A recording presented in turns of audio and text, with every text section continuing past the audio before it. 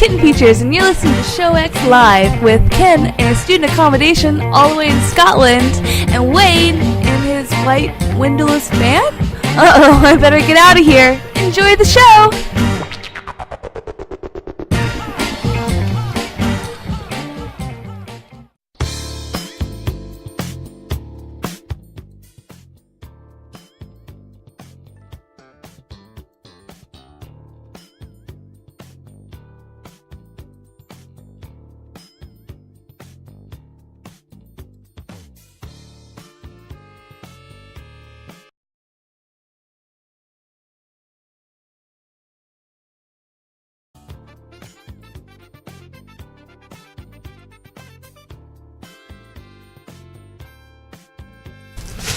Alright, now we should be good without the feedback, because now what that was having audio cables up for playing pre-show the whole time, and then of course, as soon as I go to turn everything back on and turn on the voice, it feedbacks internally because audio cables. Hey everybody, and welcome to the show! You're listening at 2 p.m. Eastern, 6 p.m. GMT, because guess what, everybody? Daylight savings time here in the United States again. That's right. We decided to trip over, leap forward, and lose an hour of sleep so that we could be on bright and early and better have more sunlight throughout the day. And we will look forward to when all of you... Oh, I need to turn this off and make it so you can already see us. Haha, there you go. Make it see us. And so that everyone can join in and we will be all back on track. What you can see is I am joined in the room by our good friends Zenko, Akko, and Hide My Air. Hey. As well as we are joined via remote cam, Ken, as he travels somewhere in Scotland to get together to do the show. And so, yes, we are all together as a full crew today on Show X. So, glad to be back. Glad to get everyone on here again. It's been a few weeks. We've been bouncing back and forth. Thankfully, we've still got you guys shows, just not consistent. All of us. So, it's great to be back. All right. So, as we go ahead and get started here, you'll note, let's see, I like going around the room as we'll have, Zenko's going to be working on continued embroidery as we go through this, and we'll discuss that more as we go, as we have already discussed it as cosplay season, and there's a lot of work being done. Anyhow, we'll start things off with you, Ken. How are you doing today, sir? Okay, let's try. IRC, if we have any bad audio quality or anything going on here, we are doing some experimental stuff today. So, if you guys are struggling to hear, or if it's bad quality, we'll just tell Wayne to mute me, and I can just be a listener as well. That's totally fine. The reason for this is I went into the office today, as I normally do the show, ever since my gaming rig exploded, and I plan to do the show from there. However, in the past 2 months, we've had several new people join our department, and a few of them have been put into my room. And they're nice guys and everything, but it seems like a few of them like to work over the weekend. And I've been very lucky so far in that I've had the office to myself almost every Sunday. But this time, it's not quite the case. And so instead of having the nice, beautiful Blue Yeti Pro and a sound mixing board and some proper lights, etc., you have my Samsung Galaxy S7 Edge as the microphone and camera. And instead of doing it from my office, I'm transmitting from my car for now. But in about 20 minutes, I'll be arriving home and have to do the walk-in, past the dogs, the gauntlet of dogs and family, and into a place where I can be quiet into the show. So this is going to be a very interesting show. I wish I actually had 2 cameras that I could turn on for you guys, because you could see the beautiful scenery of Scotland as I drive through it. So the town that I'm based in is Stirling, and it's the ex-capital of Scotland. And if for all those Braveheart fans out there, that's where all the main battles take place, is in Stirling. And as such, we have beautiful castles and monuments throughout Stirling, remembering all the past battles and such, and the history and heritage of Scotland. So I wish I could show you that as we go, but instead you just have to watch me enjoy it. We get to look out the window beside you at fields of sheep and other cars passing by. The Wallace Monument is right there if you're interested. I can see this little, what looks like a phallus on the top of a hill, which could be the Wallace Monument, which is probably old as balls, right? It's huge. You've been there before, Mr. Wayne. No, I know exactly where you're at. I was joking, and actually Greyfield said it in IRC, actually commented and said, Scotland, it's old as balls. Sounds It's about old as accurate. balls. Well, no, this is one of the entertaining things, because Ken normally, he's sitting here talking like he's going to be a tourist, or a guide or something for tourists, and yet he knows nothing about Scottish history or actual dates or anything like that, because when I was there and tried to travel with him and he told me about things, everything he said was just, it's old as balls, that building's flippin' old, this one, oh yeah, that one's old too. I was like, come on, kid, really? It's like, oh yeah. I'm sorry, is there any point in telling Americans how old something is when their country is like not as old as my back garden, you know? It's true.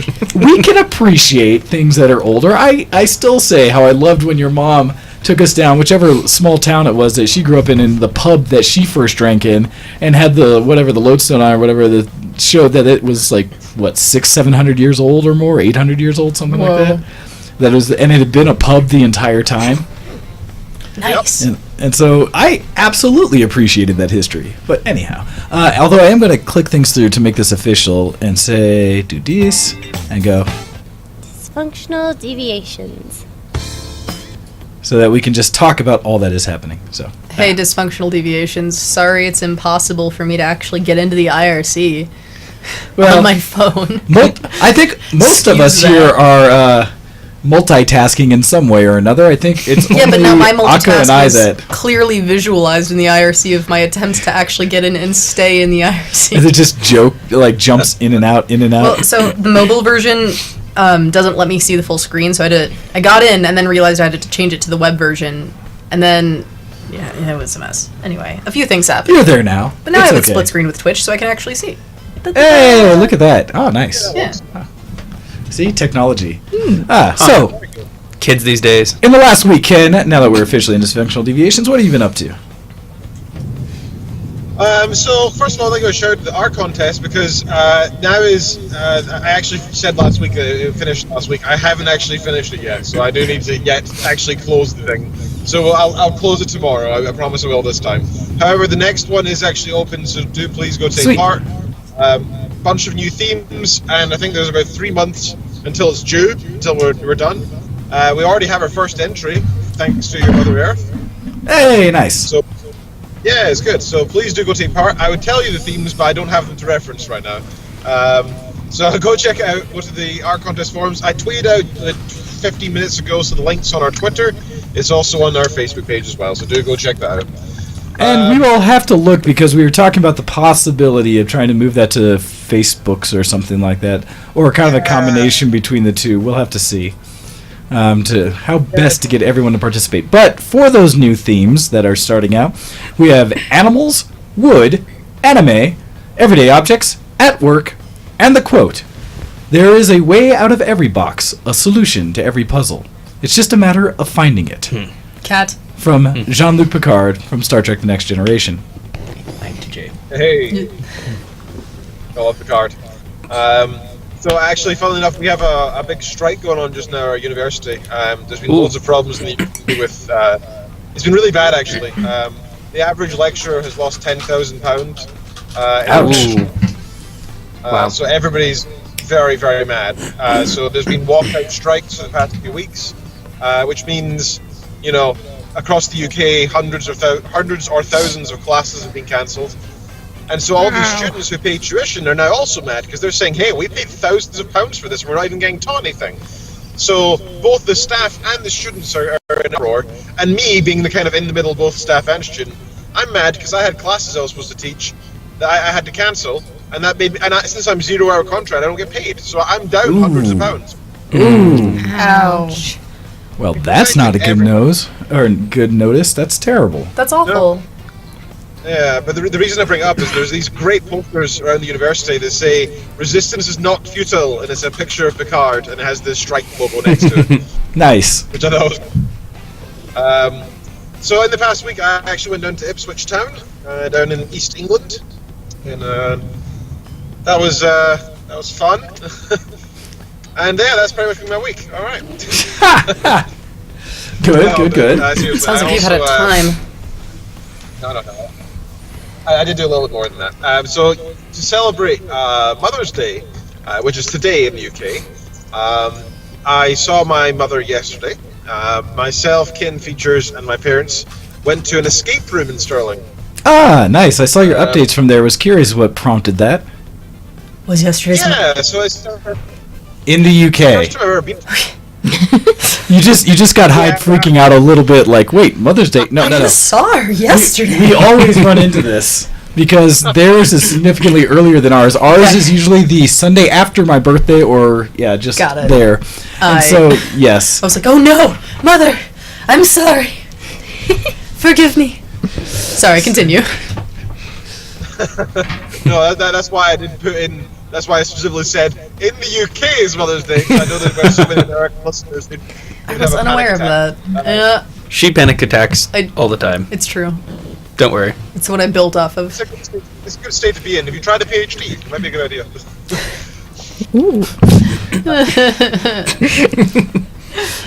Okay, so this escape room you went to. Yeah. Yeah. Yes. So, yeah, it was really good fun.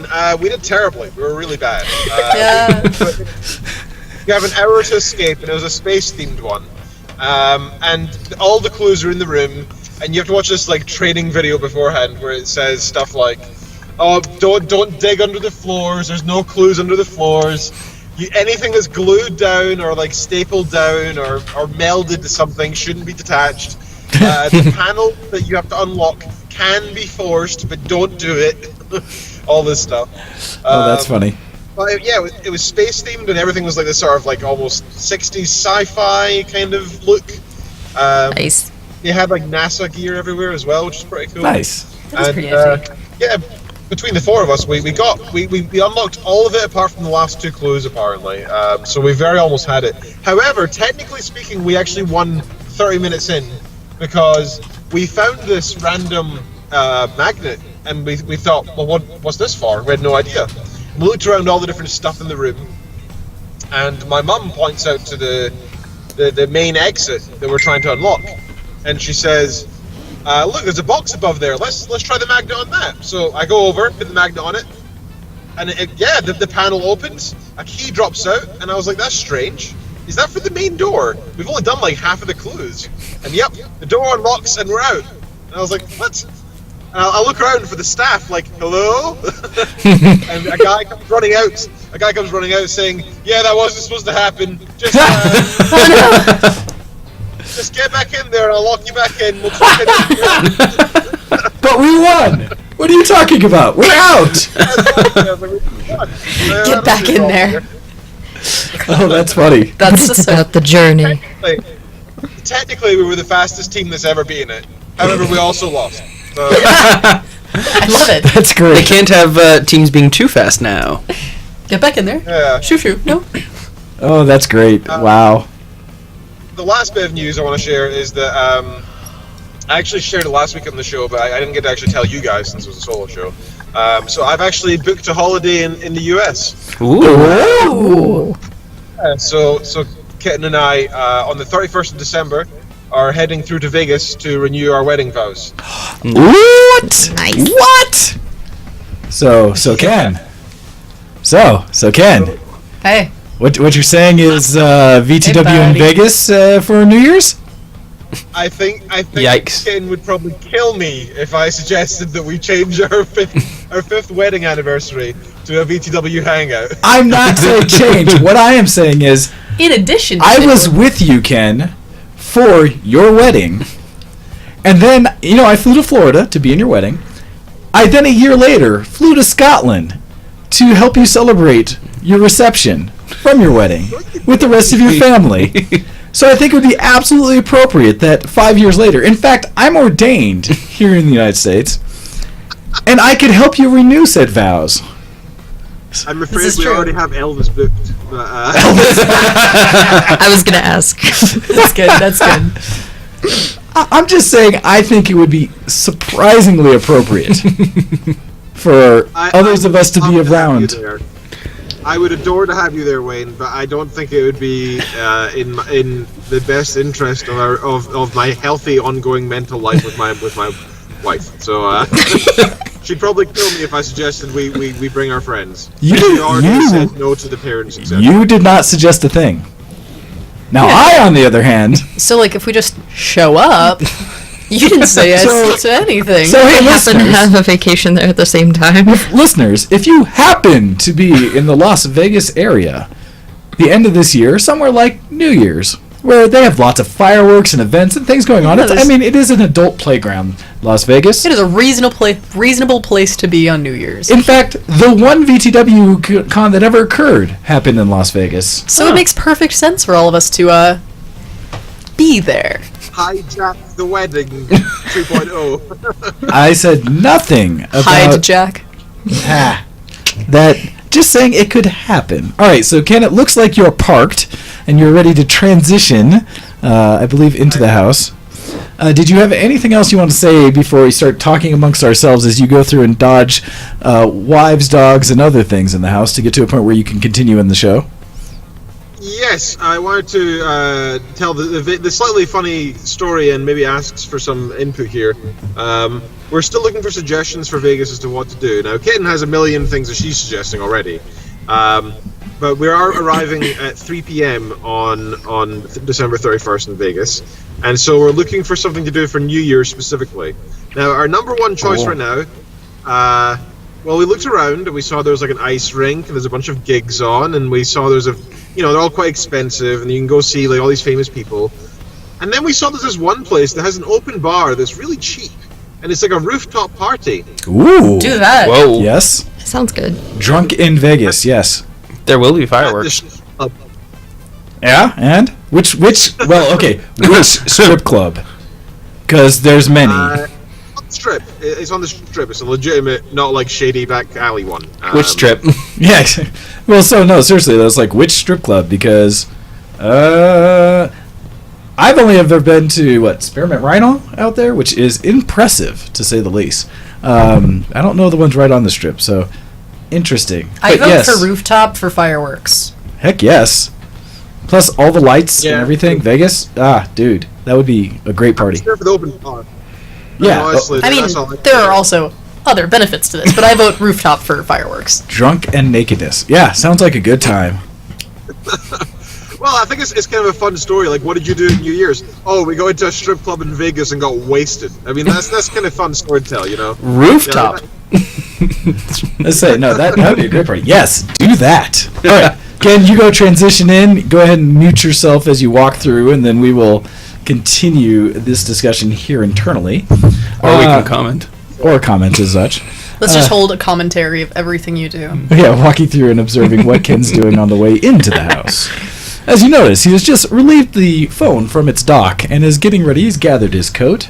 It looks like, as we see, a very down to top view of his face. Our reporter on the field, Ken. You can see the properly Scottish sky that's there, very cloudy. Yep. Looked Excellent. very moisture filled on the outside. I think the windows were wet and such like that, although it doesn't look to be raining. And so I think he's actually having a pretty good Scottish day. You guys are on speaker because obviously this is a video call. So every house nearby can probably hear you narrating me walking, which is Say, this is great. I like this. Well, if you were giving us the proper journalistic report of this endeavor, we might not have to disturb the neighbors. No, this is not a threat. It's a promise. Yeah. See, unfortunately, stealing my words. because I don't know where you live now, I'm looking around and nope. Looks like just another park. So it looks like all the flats are such you have to walk to. You have to park out on the street. And you're Here's muted we've now. lost. Okay, all right. Now it's working as muted, but that's all right. All right. Now, as Ken transitions in, what have we been doing that has been geeky this week? Let's see. I know there's been a lot of working and running around. I do want to do some updates after probably this section about Color Me Impressed and such, as well as There's a lot cosplay of and that. endeavors like that. Kind of more nerdy than not. Yeah, it kind of goes That's- back I was and going to forth. say, what part of our lives is not nerdy? Fair. That is Yeah. very true. Getting out and networking. Still can't hear you, Ken, so if you are... Oh, we got parts. No, see, that's kind of nerdy still. Anyway, we got parts for my computer. Yeah, so Last we night. have lots of things we're going to be doing here. A lot Yeah. of prep and a lot of work here in the house. I basically said that I got back from work traveling, and I'm sick, but getting better. I see Ken with a very bright, happy face. I'm assuming that's Doge's or something because we still can't hear him. So that might be just walking in the door. And I want to see the dogs. I want to see the dogs. Doges and chinchillas attacking. Oh wait, there's one Doge. Nice. Look at the pupper.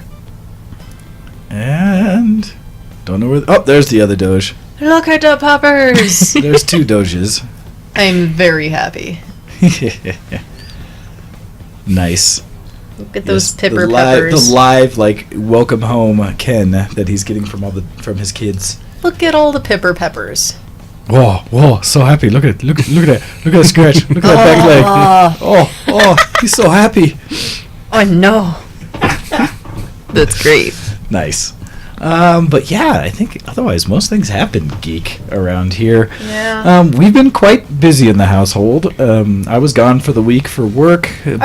Last week we could talk about what we were doing when we should have been doing the show. Oh, wait. Oh, yeah, that's right.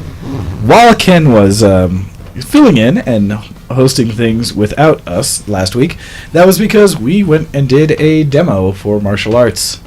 And in doing so, we're basically saying, hey, look at us. I've done it 3 years in a row now. And essentially what it is it's going off to a church. It's a Methodist church that is primarily Japanese population. And Hyde and I went there to do a demo of our ninjutsu, Toshindo, to kind of show some of the techniques and things we've been doing.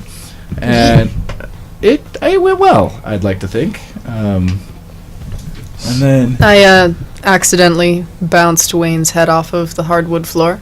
Accidentally. I didn't intend to. I mean, the technique worked really well. I just didn't intend for it to bounce. You didn't intend to do a full technique? That's okay. It's because you're a yellow belt. Yeah, I am a baby. The fine control comes later. The whole point was this was a way to show off from a base level. For those watching in, I'll put up... I did take a GoPro of it, and so skipping ahead, you see our group combination of Three Mountain Dojo down in Castle Rock and up the Boulder Quest Center from up in Boulder, Colorado, getting together to do this demo. You can see Hyde there on the end. I say this pointing out because she hates seeing herself on screen and tries to make terrible comments about it every time, even though it's not blindingly true. white. You know which It's one winter. I am. It's painful. It's winter. It's okay. We'll get this more is sun in the awful. summer. No. She's in her white gi because It's just starting out. terrible. Yellow Belt has been training for, half a year now or something like that? It's been going for a bit. Anyhow, as we go through it real quick, I'll jump ahead to showing how we super start. shy on stage. And you'll see in front of Hyde people. basically But you beat did so me, good. Bounce your head off the floor. literally, showing what I would attempt to do to Hyde, and then as she defends herself effectively. And you'll see she takes me down pretty severely to the ground, which was good. So yeah, it was... So you hear Wayne saying right now, this was good. You should have seen him that night saying how proud he was of his student. And being so excited about his yellow belt student slamming him down on the ground. I got very good feedback from the others on stage, as well as from my instructor, saying that I was apparently on the right track. So that was good to hear. Very happy for you. And me. It's nice to know that It's conflicting. I'm sorry I hurt you. However, I guess I did it right. I mean, our techniques aren't really to make friends. Welcome true. to the ninja. So yes, no, but that was really good.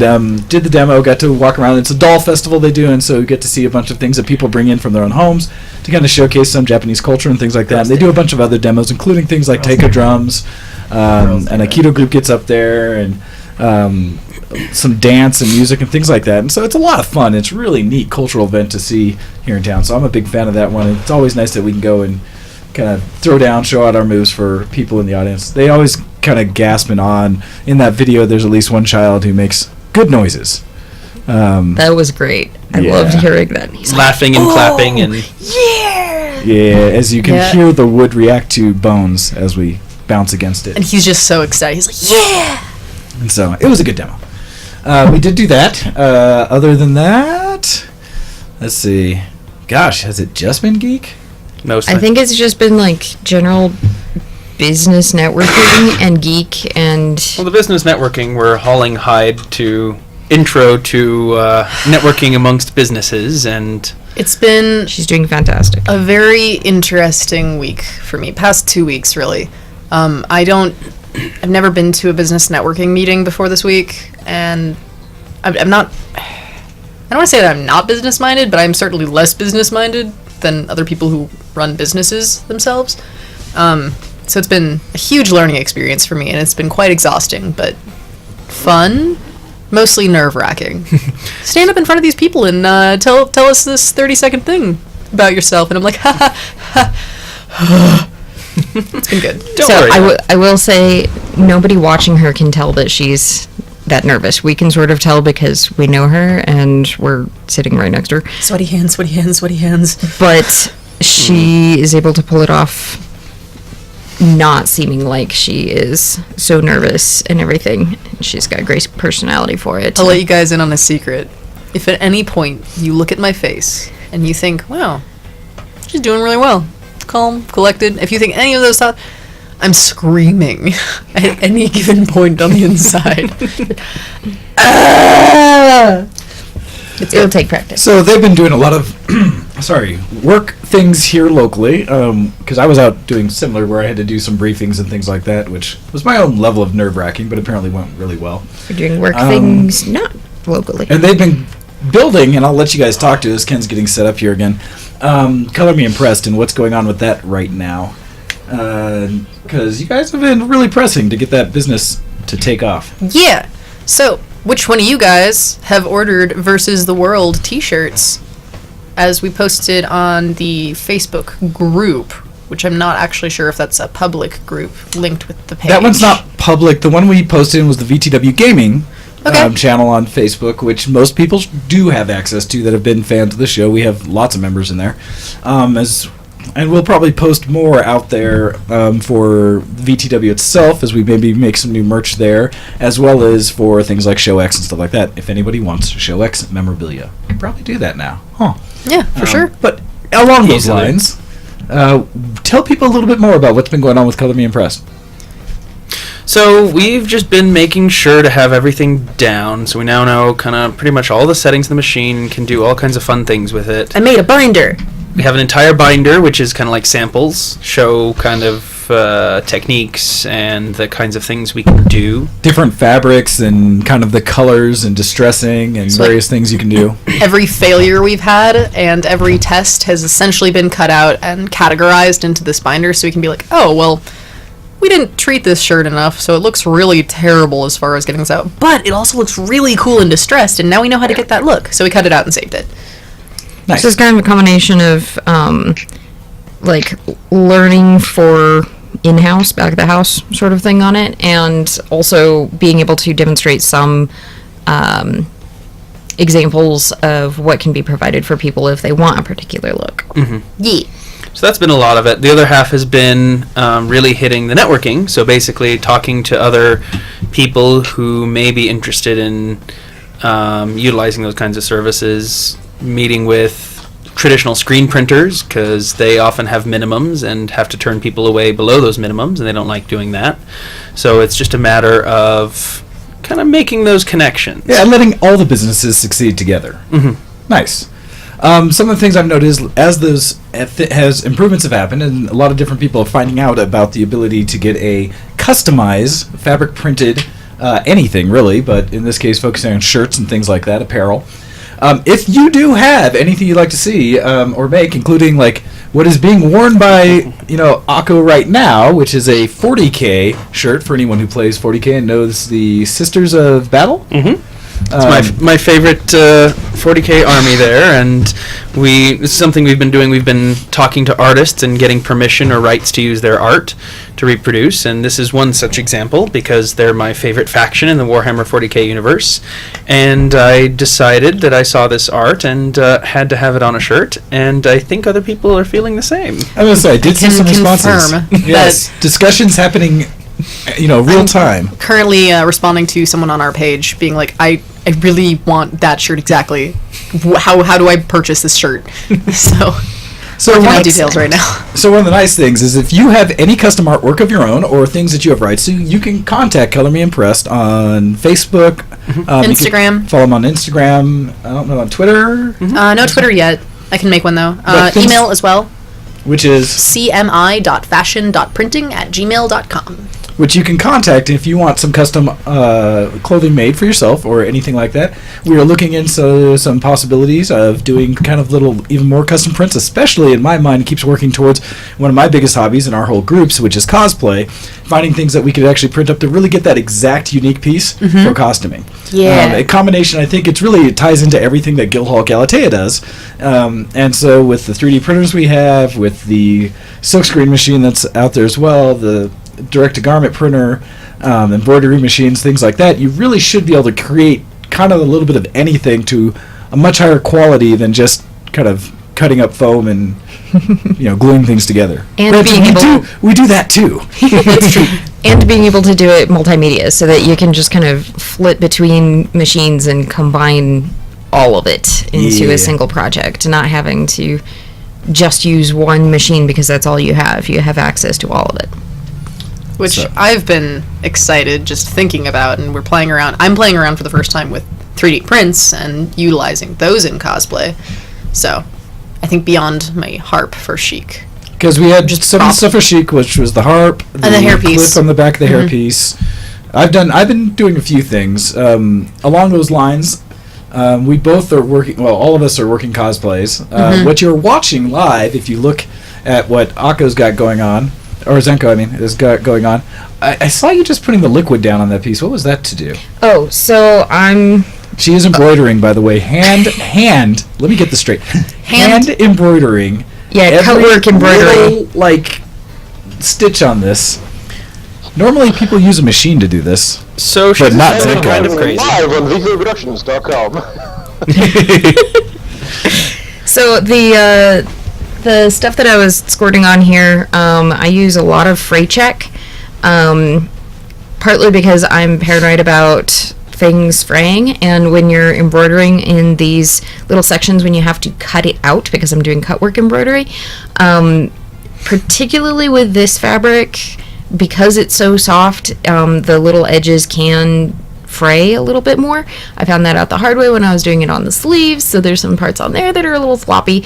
But it basically it's like a very liquid glue, and so you put it on there. It helps stiffen it so that when you cut it, it's not going to start fraying immediately all over the place, and you have a chance to sew it in with the, what do I have here, pearlized cotton, I think.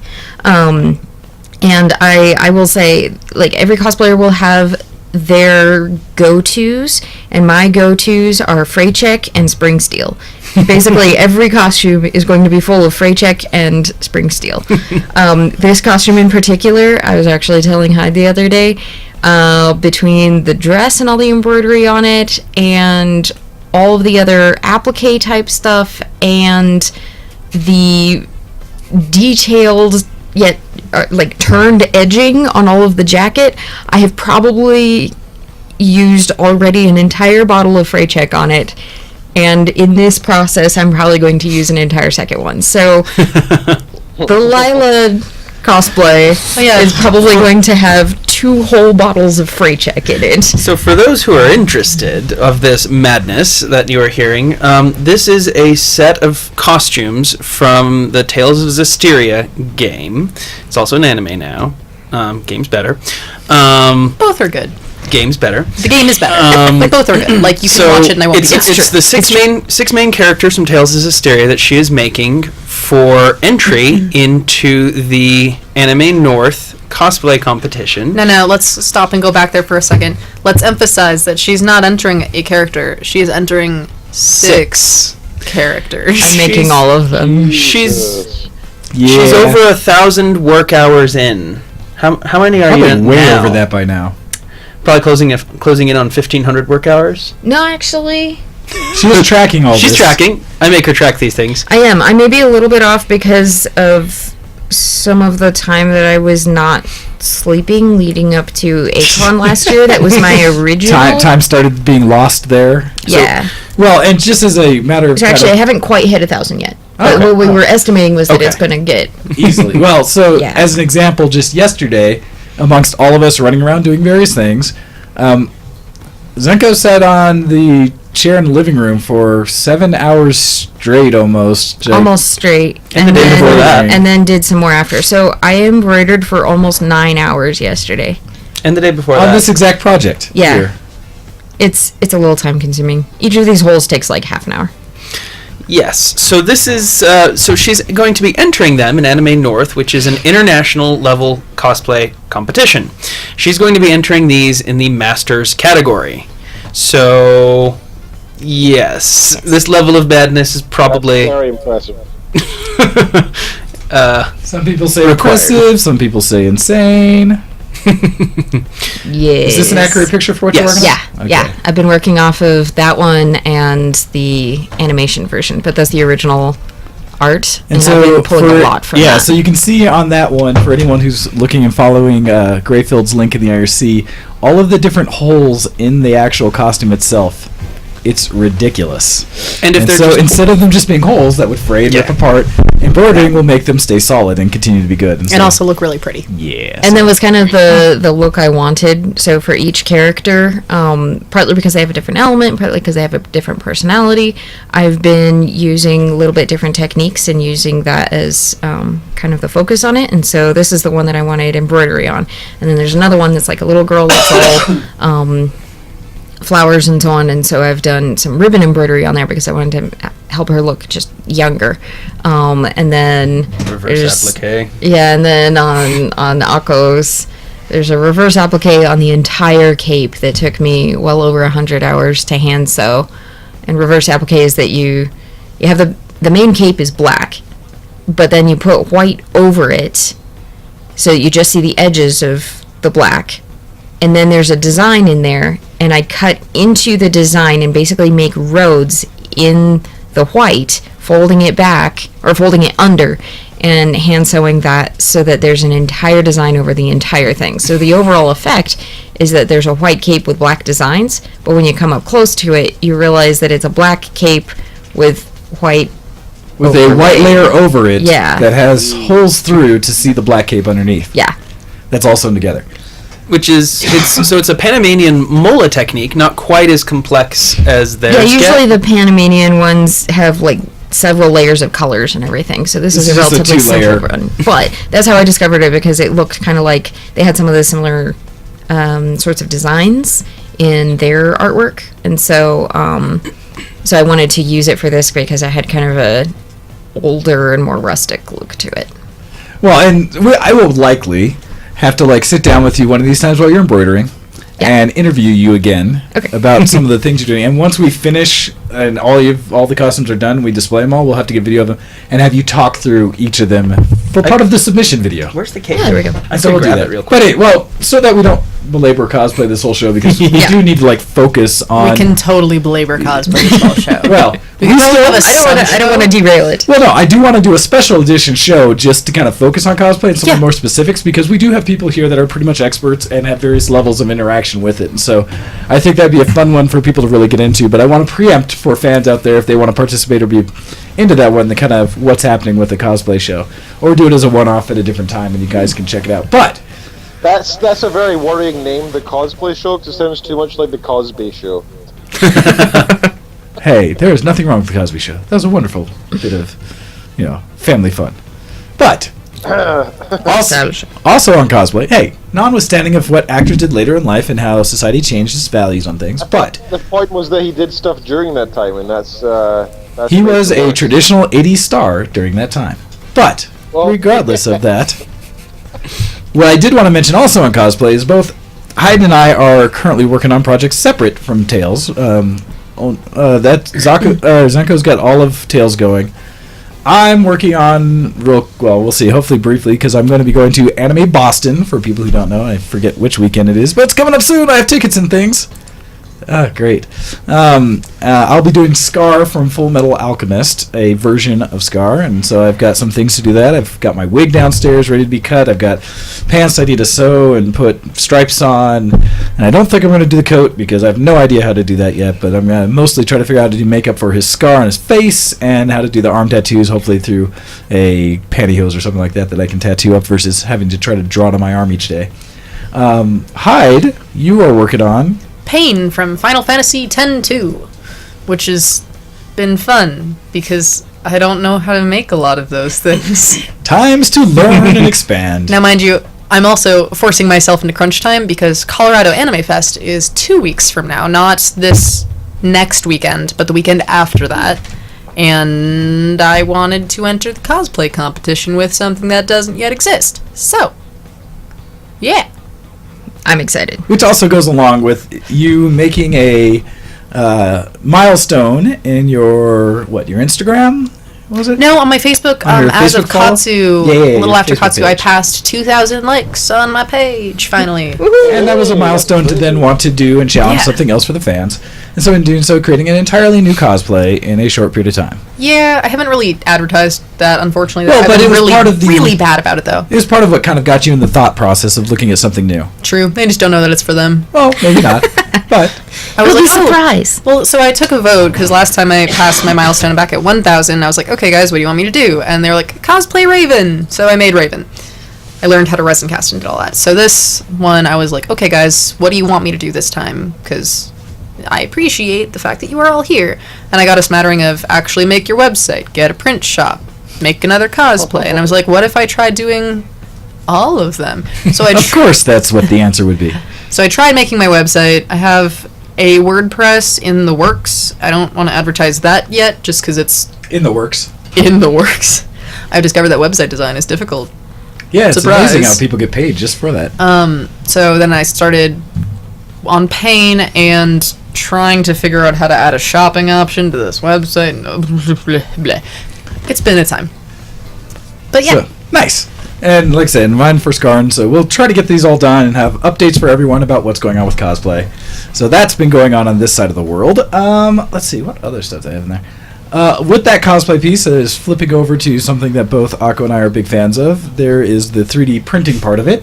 Currently, Akko found a design for Pain's sword, and I've put it together, and due to the various states of which printers are working, not working, and things like that, I took to printing the sword itself, which is going on right now on my R2, and then through pain, suffering, sleepless hours, I was able to get one of my other printers, one of my R1 Plus running. I have broken parts in hand that I was able to pull off, seeing how clogged the hot end had gotten to the point where I literally ripped off the extruder nozzle trying to unscrew it. It just sheared. The copper wasn't enough. So yeah, that happened. But got a new one put in, and I'm currently printing a design for a fleur-de-lis kind of pendant or emblem that goes on the front of Pain's costume that I sat down with Hyde and kind of looked through, and I designed real quickly in Tinkercad. And so we'll see how that comes out. It looks fantastic. Wayne designed this whole thing, and digitally. I'm really excited for it because it looks beautiful and perfect. So we'll see how my design came out, because I don't do a lot of it, but I did get a little smattering back to old days where I used to love doing mechanical engineering and design. God, I love that stuff. And so I got a piece of it with this, which was fun. Nice. Beyond that, like I said, we got to get yours running again. Yeah, mine are just being temperamental little babies. I gotta get in there and fix them. Other than that, 3D printers do this, guys. Until you get the very high-end ones, little 3D printers will always have issues. Even the high ones do. It's just different. Even my R2s had issues. But the R1s, man. I was gonna say unrelated, but I managed to. I think it's gonna turn out into a pretty nice scar. Your burn? My burn. Let's see, which one was your burn from? My burn was making a steak. Oh, yeah, yours was feeding us. My burn was trying to solder stuff this morning and picking up the soldering iron not by the handle. Oh no! As I heard skin go tss, looked down, I was like, I just cauterized a layer of skin. That's fine. Sometime last week, I set the iron down on my fingers, and I now have a nice scar that goes across from this finger to this finger. I somehow managed not to burn myself this week. Oh, come on. Embroidering. Have you stabbed yourself? We can Surprisingly not. play that. Can be She is arranged. hiding needles around the living room for us. It's true. There is a needle somewhere in the living room that I can't find. And I found a that- needle when we were looking for it, but But it not wasn't that the one. right needle, so that means that there was at least 2. Just Yeah. in the living room, The carpet, worst chairs. kind of game of hide and seek ever. It's true. Yeah, we're waiting Some to see games who you don't wins. want to find. Yep, when you win, you really lose. But yeah, so we've been in a lot of creative modes here in Death's House. Other than that, for me, game-wise and such, because I've been doing a few things, Geek. While on my trip, I did a lot of Pokemon Go running around. Found that Dayton, Ohio has a lot of good stops and things like that, and there were raids every day, and apparently I'm the only one who plays. Because I didn't find a single other player going to any of the raids or anything like that, and it was very annoying. Wow. I did, however, I mean, somebody must be playing because eventually they kicked my characters out of the gyms. But I did run around at one point before flying back where I had some time to kill, driving around in the rental car and got like 10 Pokemon in different stops and had filled up all my bags and basically generally good success. But yeah, that's I did a lot of Pokemon Go. Other than that, I've been playing a little bit of League of Legends ARAMs just for fun. I do have a bit of tech I've talked about.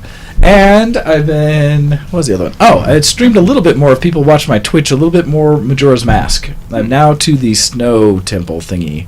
The Snowhead Temple. I'm just at the front part of that. The Goron one. So, yeah, I'm hoping to be able to continue that. I need to finish Majora's Mask. I'm really excited to try to get on into more and keep playing, so that happened. Especially because as more games keep coming out, there's things I'd like to play, but I can't because I have to finish stuff. Like Final Fantasy 15 is now available for the PC. Which I'm excited about because I haven't gotten the chance to play it yet. And so I could totally buy that, except that it also crashes my PC. 15. So, no. I own it. It's upstairs. I Yeah, have a on PlayStation. but nah. I'd rather play it on Matthew, the PC all day There long. are other things that prevent me from doing the things I love, other than not having the equipment readily at hand. I have Final such Fantasy- as obligation and cosplay. And So I was recently, saying, last an week as insane well, quantity of everybody networking wants to meetings. add- Oh, sorry, I didn't mean to interrupt you. No, go No, ahead. you're go good. ahead. I was harassing him. You're good. I was a completely selfish topic I was just going to say, but I was saying last week if anybody has PlayStation, feel free to add me because I've been trying to get more friends on it. It's ORPHEUN. It's Orphean. ORPHEUN. I play Fortnite yes. pretty much exclusively. Nice. Okay, I'll see if I can add that in my notes because mine is Excalus, EXCALUS. So, Don't have a PlayStation. that's all right. You can borrow mine. PC Master Race. I have 2 PS2s. PC Master Race is now PS4? slave to the Bitcoin now. Hey, Good luck. Good luck getting yourself some graphic cards. We already have our video cards, so we are fine. Thank you. They're getting old, aren't they? No, I've got a 1080. Hyde's got a 1060. Okay. We're fine. We're still like 3 generations past what your little plebe of a console can do. We're fine. But anyhow, jeez. Let's see. What else do we have going on? So that was the gaming. I think that's all I made for main notes about geekery. Ken, what has been your geek of the week, or have you had any since you said Fortnite and PS4 that you've been playing on? Anything else you've been gaming? Yeah, pretty much just Fortnite all the time, constantly, forever. I finally had my first win this week. Hey! But I'm not so proud of it because it was technically a win. I was playing squad mode with Graham actually. He was there, and I had no kills. We somehow got into the last like 10. I did some fantastic building, I think, because we came under fire, and I built us a nice little base towards them, and I think I kept us alive for quite a bit because of that. Nice. And I let people know what was going on. I gave a lot of like into the voice chat. I was saying, oh, there's a guy to the northwest coming out of the building. He's hiding behind a wall. He has a sniper. Be careful. Yada yada yada. and but then I got knocked down. I got shot, and I was just like rolling around, like crawling on the floor, which felt like forever. 'Cause especially in the last few minutes of the game, it feels like every second feels like a minute. Then my team went and won it without me. So Oh no! I technically won my first game. But Hey, at the same hey, time, hey. it's like, That is a team game, and being part of the team, it is okay. I've done that with Player Unknown several times, Player Battleground, and so yeah. Also, actually, there's a bit of news on that one, as Copy's talking about who needs upgrade when everyone's back into Blueburst, PSO forever. I did see Note now, and I thought I'm going to check to see if I had an article on it or not, just to tease and be worse than I am. But I could have swore someone was saying something about bringing PSO2 to the Switch. I could have swore I saw something about that. I feel like I saw something about that too. I saw there's some. I just before the show started, I noticed there were some quote unquote shocking announcements from the Switch. I think one of them I had heard was potentially Diablo 3. Diablo 3, there's been some teaser information about that, nothing confirmed. But yep, seen a few things about Diablo 3. I'm trying to think of other Switch news. Oh, well, big one is they announced Smash finally. Yes, the official saw that Smash one. announcement for the Switch. Oh, nice. Which should have surprised nobody. It's just a matter of when. And so that one's happening. I know my nephew, actually, my oldest nephew, messaged me almost right away once that happened. Like, Uncle, did you see? And he was like, the hype is real. I was just like, yeah. But that's just my hate coming through. It's hard to go wrong with Smash. I'm excited about Breath of the Wild Link and the Inklings being available in the new Smash from Splatoon. It'll be interesting. And you can also play as the Octolings from Splatoon 2. Again, things I don't know. Because I don't play any of it. saying a lot of words I don't understand. Exactly. I used to be pretty good I'm at excited Smash for new Bros. characters. I'll fight ya. I tried to get good at Smash. I hate that fighting style so much. It's all about the dodging. Time the I dodge. hate that fighting style. Come back to Tekken, people, where it's really good. Oh, the limited ones. Yeah. No, not limited. Skill and timing based in a way that's so much better. 3D. My brother and I used to play a lot of Tekken 3. Tekken's so good. Soul Calibur. Oh. Anyhow, but yes, big announcements on the Switch, which is actually really good because it looks like where Nintendo is putting the majority of its effort. So, Greyfield's like, PSO2 to the Switch, that's old news. They said that it's only in Japan. And that's actually what my fear was about it, that announcement that I'd read, was that it would be only in Japan because that's been the big challenge of PSO2. Apparently, they don't want Americans to have that at all. Or Canadians. Or, anyone in North America. So. Yeah, some of those annoy me. Like I'm a big fan of Gundam, but all the Gundam series that have come to the US have really sucked. There have been such good Gundam arcade games out there right now that I've not seen come anywhere close. I still own the PS3 version of Gundam Battlefield Record, Japanese, of course. So it made things a little challenging, but that's been my favorite port so far because it was pretty close to the battle pods, yes, that I would play in Japan. We need battle pods here, right? Not the cheesy little rail shooter things that we get. Those are terrible. See, we should reach out and develop it with MechWarrior to do MechWarrior pods. They existed once and they were amazing, but nobody understood or knew how to market them, so they went away. You could find them dusty in some bars and stuff around the world every once in a while. They were still amazing. MechWarrior pods, so good. Anyhow, actually, the thing I want more than most anything is to get a full-up Taiko drum kit. The actual game, the arcade game. They had that in Nico last year. Yes. That was before I knew what they were, really, and I kind of saw it, and then once I went to Japan and actually played it, I was like, no! Now I need one! Darn it. So expensive, though. Alright. Nice. Well, the challenging also saying that the PS2 one, that being region-free, but Japan only, saying that the PC Master Race is fan-made English patches. And so people who are playing the PSO2 versions that are elsewhere, you can at least kind of play. A lot of it's been converted to English, or at least playable. All right.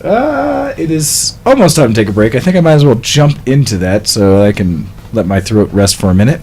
Can get more coffee. Let everyone refuel and get ready to talk about some news and things when we come back. So with that, I'm going to skip this. I'm going to skip disk, go into there, and then be ready to go to the break here. So, you're listening to Show X on VTWProductions.com. Going to take a slightly early break. And because it is close to Easter, right?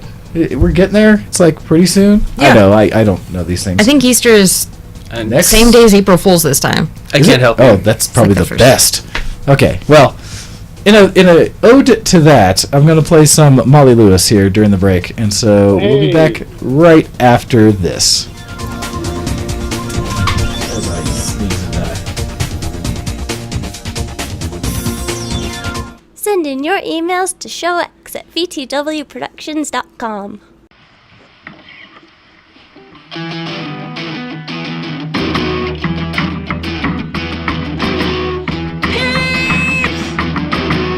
Marshmallow peeps! Put two peeps in the peeps! Put the peeps in the microwave! Microwave the peeps! Marshmallow peeps! Certified! Put the peeps in the stomach!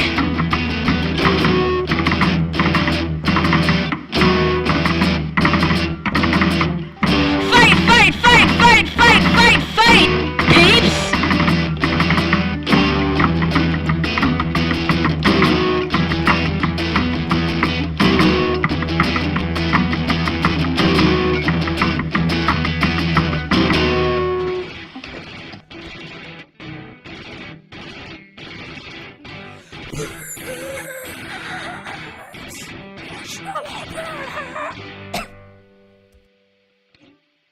You're listening to ShowX on VTWProductions.com.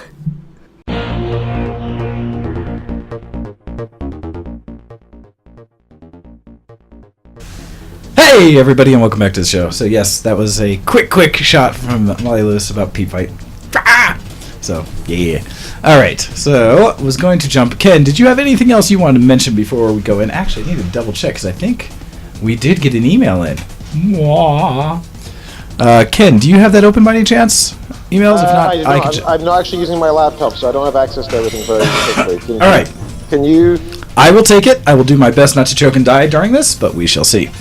So, we got an email in during the break for Geek Cred and such. This coming to us from Cupcheck. And it says, Mid-South-Con 36. Hey guys, as I am packing up from Con, I'm catching you guys live from the hotel Wi-Fi, and yes, when I get home, I'll be scrubbing the hell out of my rig with antivirus software, while I myself go into traditional detox antivirus program of my own.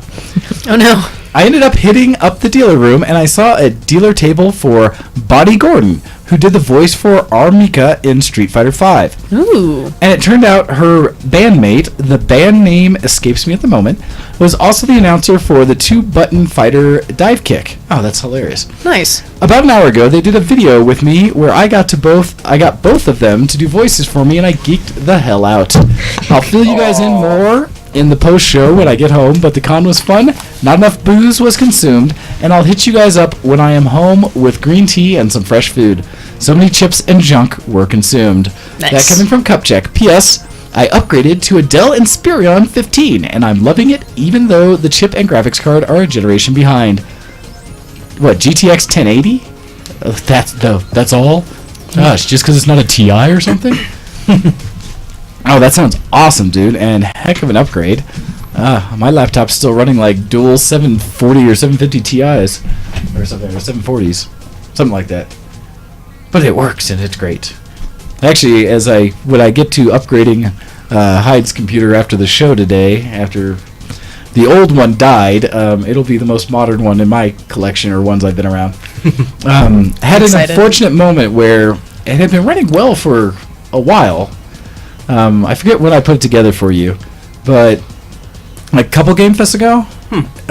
And just all of a sudden, after getting it here, setting it up, it started flaking out, where all of a sudden it would just lock up and the video would go away. Eventually tried changing out which PCI Express slot it was, the video card was in. It was working for a little bit, and then it choked and died again. And so I'm pretty sure that the original 1366 chipset motherboard in the first generation i7 920, a 2.66 gigahertz quad-core hyper-threaded chip, that the overall setup is done. Now, I think the chip's fine. Pretty sure. I'm thinking that the motherboard itself must have finally bit the bullet. And since it's a 1366, you really can't get them anywhere, and the refurb ones you get are like $300 anyway, so we're going the route of upgrading the heart, and so motherboard, processor, and RAM to get it up to modern state instead of something that's like, what, I think 7+ years old now on that? Because that was first generation. The chip we bought yesterday is a 7th generation i5, and so, yeah, hopefully that'll be nice and fun to get that going. But, just reminiscent technology, that thing has been around me since I got it brand new, and I will be somewhat remiss to put it up on the wall of shame, as it has finally seen its last days.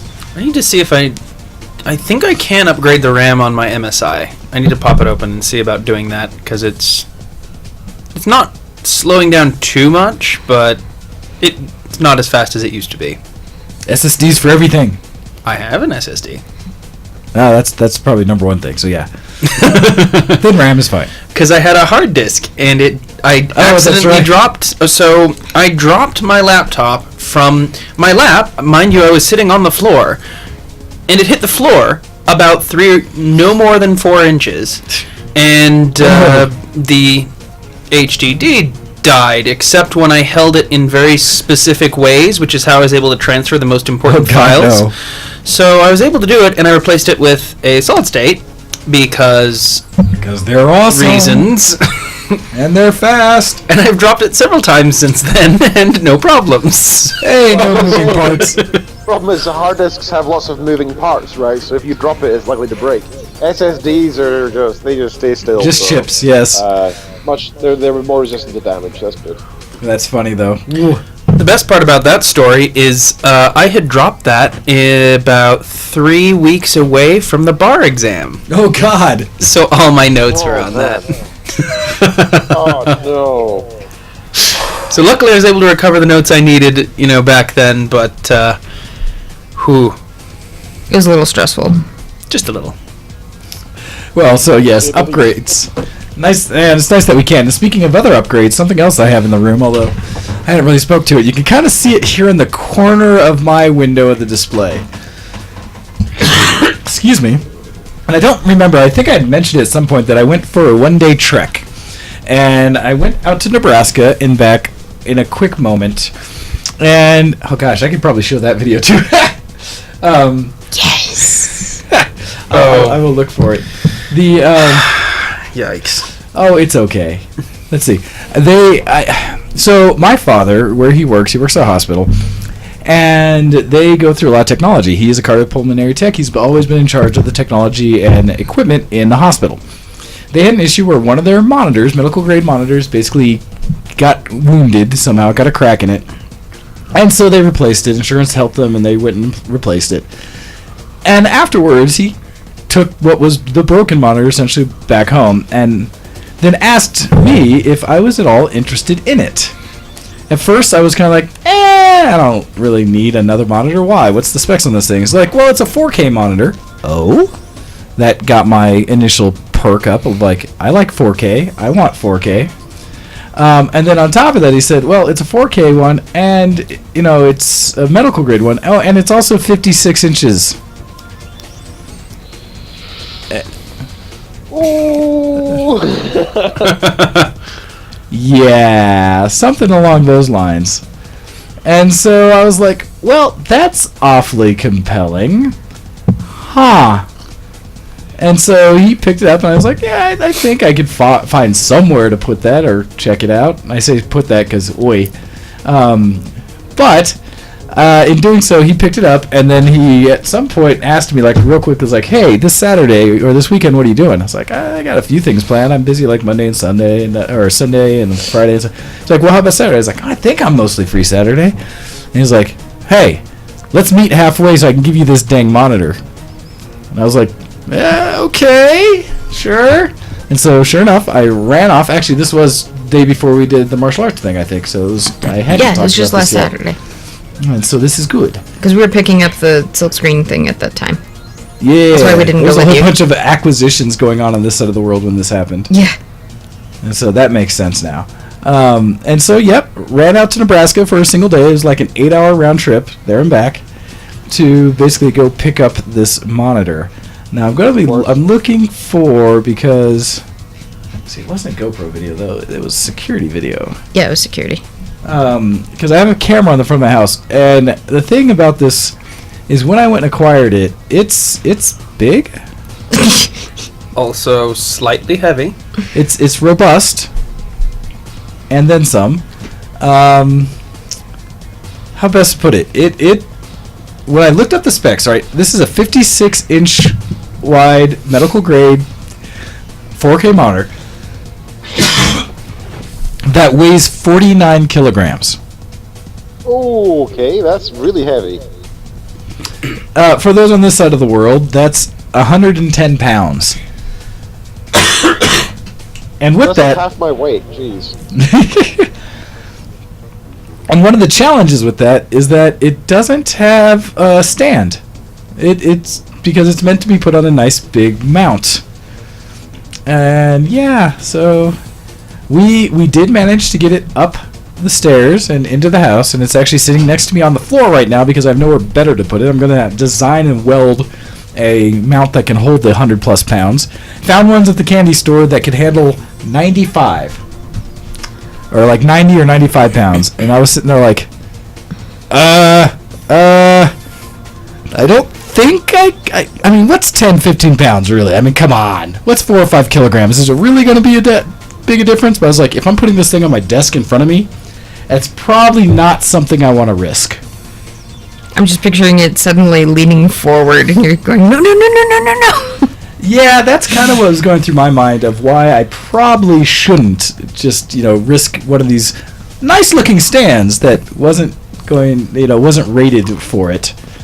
And so I decided not to, and instead said I figure it'd be better to get one made, to find one. Alright, so unfortunately, I don't know if I can find that video. I forget where I ended up putting it. You put it in a folder called Friends. I thought that was the case, but... Oh, how do you remember these Yes, things? I did. I just happened to see it. Haha, you're correct. Haha. And so, for those at home, I'm going to show you the home video of us carrying this monitor up the stairs into my house in the box initially that it was coming in. As the box was disintegrating. Yeah, this being that heavy and awkward and like the foam around it just didn't really have support. I will say I had no idea that person was back there that was Watching us, looking in fear that He asked several times if we needed help. I had no idea. I was concentrating so hard on just trying to hold it and keep the foam from... Oh my gosh, all of a sudden, there's no box. It just didn't... It wanted to leave. Yeah, so eventually we just decided that maybe the monitor could come in separate from the box. That could work. That'd be fine. And so we basically just set it down and moved the box away, and then Akko and I picked it up and manhandled it in because it was just a hot mess. And this thing's a beast. It's an old school 4K monitor, so it takes 2 DVIs to run it. Oh, Jesus. Yep, because each DVI can only handle half the signal. It sees it as 2 monitors, and so Ditch the box and go. Oh no, it did. We just were like done, not even gonna bother with it anymore. But so getting it set up, it actually made it look like I added 2 monitors vertically on the side, and so then I had to do, which is nice. I got to use the NVIDIA stuff and do surround, so I got to merge them into one 4K display. Took some playing with, but got it to work. And in order to make this all run, because I have 3 monitors previously and my Oculus Rift plugged into my computer, I actually borrowed another graphics card from El Campo, an older 660, to put in that had 2 DVIs just to run this monitor. So I have 2 graphics cards in my computer right now, one to run my main 3 monitors and the Oculus, and the other one just to run this display.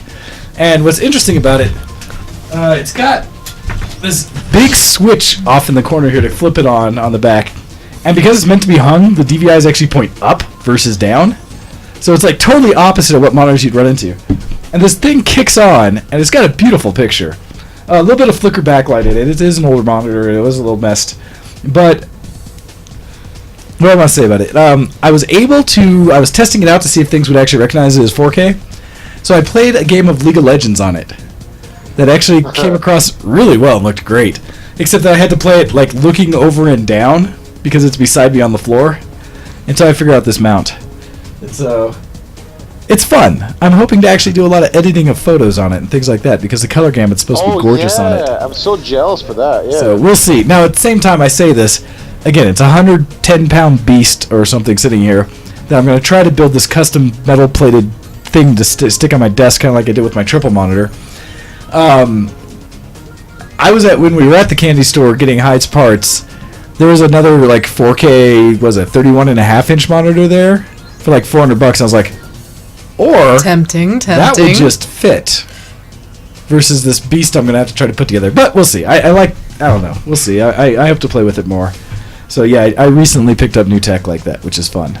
Anyhow, except that also this thing's it's like 7 or 8 inches thick, and it puts off a crap ton of heat. Like it heats up this office by itself. It does. It was so hot in here last night. Yeah, so I had to like lean over, and you could just warm my hands on it. If it's a little cold, just lean over the monitor. It's great. So we'll see. I may actually utilize it, or I may find a place to put it somewhere else here. Hey, at Christmas time, you can just like put it in the living room and put the campfire thing on, or the like fireplace show. You know what I'm talking about. Yes. And then people could actually warm themselves. It would be so cozy. Or for Game Fest, you could have some games streaming on there for people who are not necessarily downstairs. Oh yeah, you could just stream to the upstairs. Yeah. Interesting. So I will find a way to incorporate the new technology, but oi. Me hoi manoi. Right? What? So anyhow, hey, welcome to Babs. Reference. This is why we don't know. I know, it's terrible. Leave me alone. That's all right. Everyone has their past. So now I was going to transition us over and say Technology, news, and more today on the Geekoscope. this way we can talk about news and articles and things that are up here for all of us to discuss. Woo! Look at what I have in the works today. Although, Ken, do you have any news you want to bring up first? I do, but give me a few minutes to try and log in and find it. Alright, well, you find your news. Hey, kids! You know, it's nice that our politicians out there are so worried about all of our health and our safety. Yeah? So, the current administration took some time to discuss some of the tragedies that have happened around the U.S. lately, especially when it comes to shootings that have occurred in gun violence. So you know what you need to do to help find out the root cause and problems that go with gun violence? You bring up old discussions that have been put to bed multiple times about how violence in media causes people to shoot each other. Because that's a thing. So anyhow, articles. Let's start off. So, Donald Trump, the President of the United States, conveyed concern over the media that kids these days have access to, including his own son, Barron. It was a great comment where he specifically said something to the effect as, trying to quote Trump as painful, but saying that he sees the stuff that his son's looking at and gosh darn it, it's bad. And that is a very loose translation of it. Which, not to say anything about, being a parent, seeing your child doing something you don't want them to and maybe stopping them. Anyhow. But, in doing so, he's really concerned about movies and video games. As are we all. But held as he's been doing, these open sessions of people to come talk to him about things, last Thursday. And in doing so, invited various members of people to come see it. Let's see, what has he got? So, to talk the article, and this one comes from Heavy.com, says, there existed in... so, commentary in the article. There existed in my soul a faint modicum of hope regarding President Trump's forthcoming game summit. As a person who does sometimes question the role of hyperviolence can have on children who aren't properly raised, perhaps an honest-to-goodness discussion could be had with developers like Dan Heuser, Ken Levine, Peter Molyneux, and others with Donald Trump. Developers who have made incredibly violent games that had strong artistic value. Perhaps, just possibly, they could show them the way. Instead, according to Polygon, we're getting the guy that flat out lied about the dangers of WWE in the 90s, gaming CEOs, and a lady who's about as conservative as they come. No game developers, no creatives, all business people, those who judge the industry not by the content of its character and artistic merit, but rather by dollars and cents and terms like fiduciary duty. Blech. The official list of attendees were Strauss Zelnick of Take-Two Interactive, Robert Altman of ZeniMax, Michael Gallagher from the ESA, Republican Representative Vicky Hartzler, and Brent Bosel of Parents Television Council, none of whom have developed a video game. Yes. So this went off, and I mean, you don't even. So that's the one that's talking about the lead up to what was going on. The follow-on, and let's see, this. I had another article here, but basically talked about, because one of the things that he showed was specifically a video highlighting several clips of violent video games, classic ones people have seen in the past, of the scene in one of the Call of Duties where you go and do the massacre in the airport, the ending scenes of Call of Duty, a couple scenes where you throw a knife at a person, some of those pivotal moments. I'm trying to think some of the other violence they highlighted, but Donald Trump basically showed a little video in it saying, like, look at all this violence, this is bad.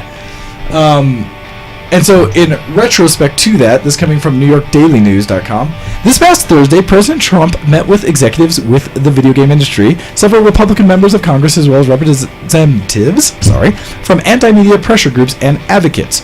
The meeting was ostensibly to examine what the video game industry can do to help prevent mass homicides, to which the answer clearly is nothing. As has been well covered elsewhere, the research data is now clear. Violent video games and movies do not contribute to societal violence. Evidence suggests that school shooters consume less, not more, violent media than other males their age. And countries that consume more video games than we do have much less violence. So I even bothered to meet with the video game industry. The list of attendees at the meeting is revealing. Not a single expert in video game research was invited. The attendees, who we've named before, basically have come up with the theories that this is all bad. Also in attendance, let's see.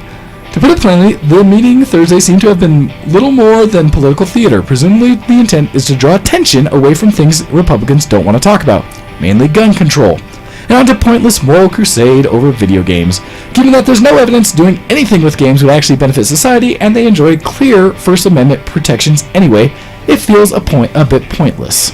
So, I want to bring this up because you may have heard some scuttle. I first noted it when watching the president speak.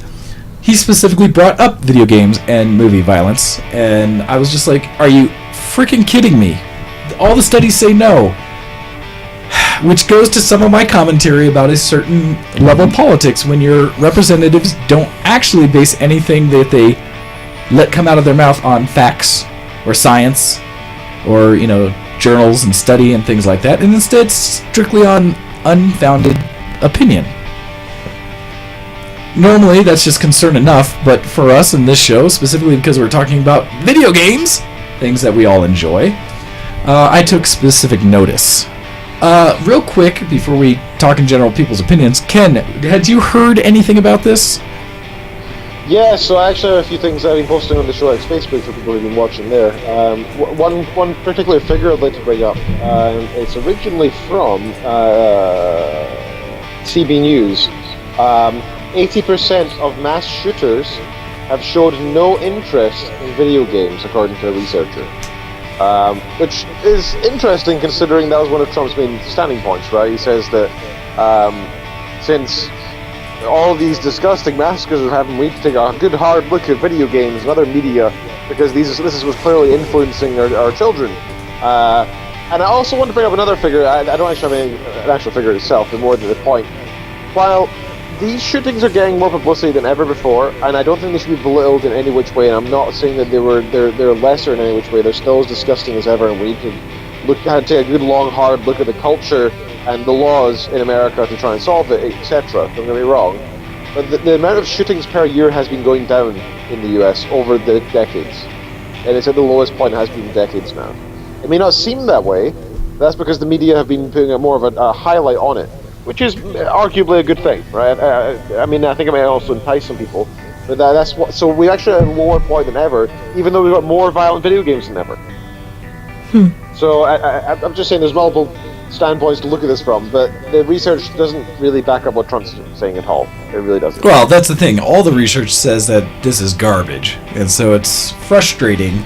Like I said, for me, it's just frustrating to hear any of our political leaders, people who actually can make laws, sign things into law that can affect us day to day, be so out of touch with reality. It really is scary to me.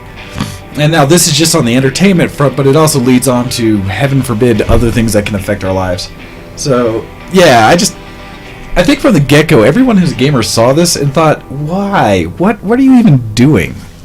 And I think the article says it best when it says political theater. You know, that they're just trying to show that they're doing something, and they care, but they're not really doing anything towards what could be the actual issues out there. Am I wrong in that, or what do you guys think? So definitely, one of the things that I have always thought, there's a certain self-governing aspect that people ignore, and self includes, like, guiding what your children do. If you don't want them to be playing the violent games or watching the violent movies, then as a parent, that's your role. You're supposed to be guiding that and being able to take control of that. I think so many people look to the government for almost like moral guidance that isn't its role. There's a big part of having a free country is that you're able to do all these things, and it's not that everything is good, but it's that everything is permissible. And I think lots of people ignore that and think that if there's anything in their opinion or that could be negative, that the government should have a role in saying that it is bad, rather than actually taking their own responsibility, whether it's for what they themselves are doing or for what their children are doing. Because if they're not governing their children, then that's just adding to everything. The government is not the parent, you're the parent. That sort of thing. Absolutely. Well spoken, well said. Because,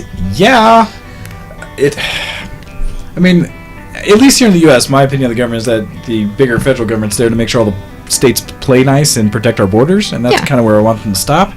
And so issues like this, especially when it gets to social and basically hot-button issues, come on. And I do believe a lot of it comes from the, what are you distracting people from? Because this should not be anything like that. In fact, to continue on with the discussion of things that people are distracting from, as I do follow-ups on things, is that there's more discussion on net neutrality. And the Republicans want to help. In a way.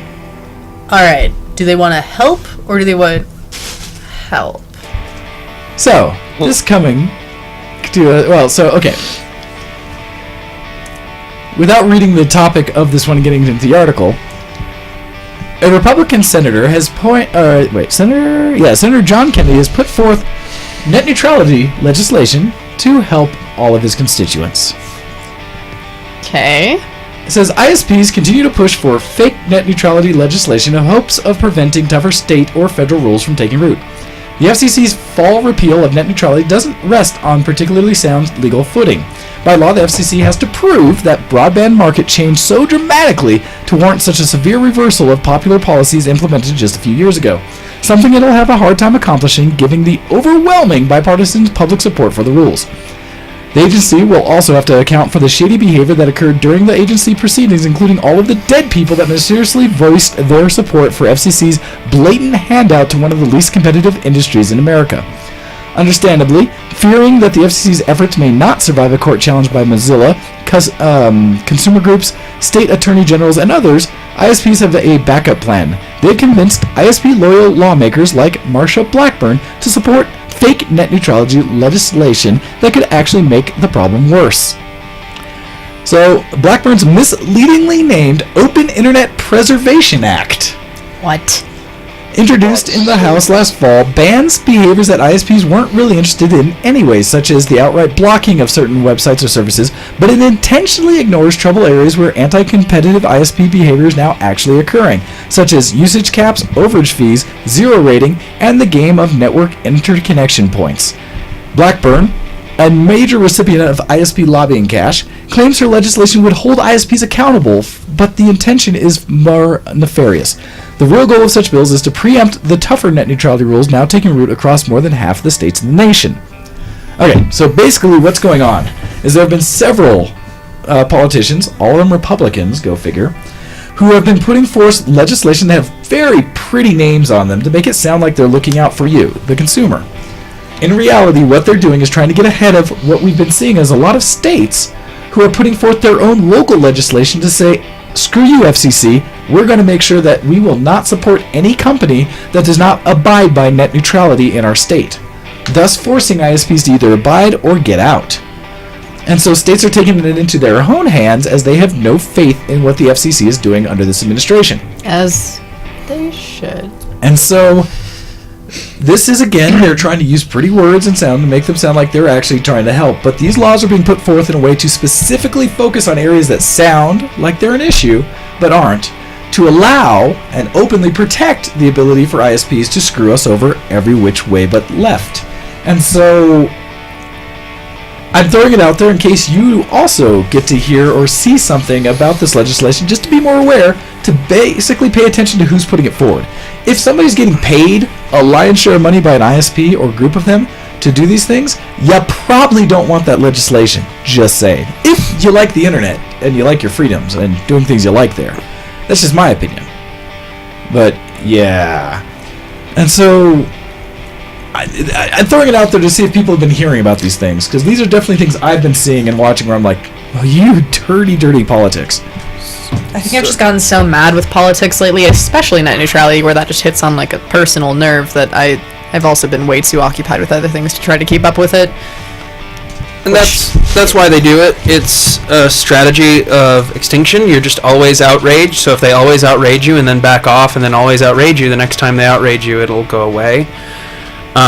You're just not going to pay attention because you're tired being outraged. What they're doing there is the ISPs miscalculated a tiny little bit. They thought that by pushing it through on the FCC level, it would be all well and done, and they get to keep their monopoly and do whatever the heck they want. Not so much, because a bunch of states are pushing back. Now, even if this passes, I mean, it's not what... I mean, states could create, or even cities could create their own ISPs, which is probably the next step if the Republicans in Congress keep trying to push this nonsense through. The next step would really be to have the localities create their own ISPs, or interested citizens who may or may not know wealthy people, wealthy investors, or just large consortiums of people can band together to create their own ISP. It is entirely possible to do, and the ISP that you create can actually get the ability to operate. You just, there's just rules you got to follow. One little thing, though, is funny hearing that article talking about what the FCC has to and should do. I do have to correct that. No, whatever that author was saying, he's wrong. That's not how the process works. And realistically, the legal challenges are not going to do a whole lot.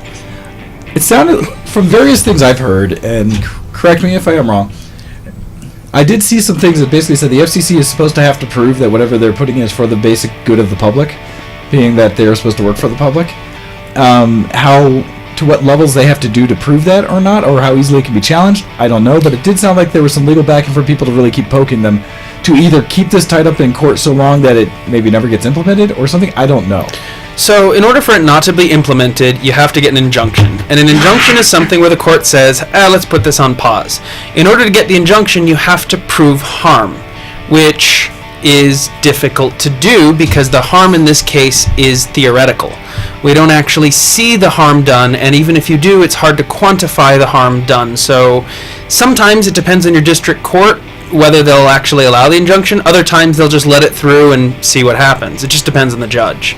And you know, one of the big problems here is, they may have to prove that, but it's a lot easier than people think. Just because there's a weight of volume of people, there's also a volume of supporters from ISPs and other things. So all they really need to do is show the evidence of the supporters, and they've met their burden. Because they're an administrative agency which has powers delegated from Congress, they don't have to meet its necessarily judicial standard, and it's very deferential to the organization as long as they follow the steps. So realistically, they may have made a small mistake somewhere, but it's not likely. If they made a small mistake, what would happen is the court would send it back, and then they'd fix the mistake, and it's redone. I mean, realistically, the people talking about legal challenges don't really know the legal, the legal battlegrounds. So they'll read something like that and they'll say, "Yeah, we can fight this." And, like, realistically, you're gonna lose. The Gotcha. attorneys general are probably gonna lose. Gotcha. Oh, that's good to note, although and one of the things that my brother actually in the IRC says, the problem is that every time a local town tries to set up their own ISP, they get sued and have to win in court. Yes. And essentially that does happen because the ISPs are trying so desperately to protect their interests and their money lines that they will do everything they can to stop anyone from coming in. I mean, that's why you currently have the state where you maybe have 2 or 3 ISPs supposedly available in an area, but in most cases, like here, you really only have 1. You maybe have 2, but in some areas you have 1 that's better than the other, significantly, and so you're really pushed towards 1. And they absolutely break out neighborhoods like that so that they can protect it. And so it's dirty about your access to the internet. And I advocate, like you've said, Akko, about people looking to start their own municipals and getting your local representation to agree and support it. I mean, we've talked about before, eminent domain of basically saying, so, all the fiber that's under the roads that's part of the community belongs to the community. That's Buy ISPs. That's What? my favorite. You don't own the ground. Buy. It's now ours. You can lease it from the city like everyone else can. That's my favorite approach because I'm a very aggressive style of attorney.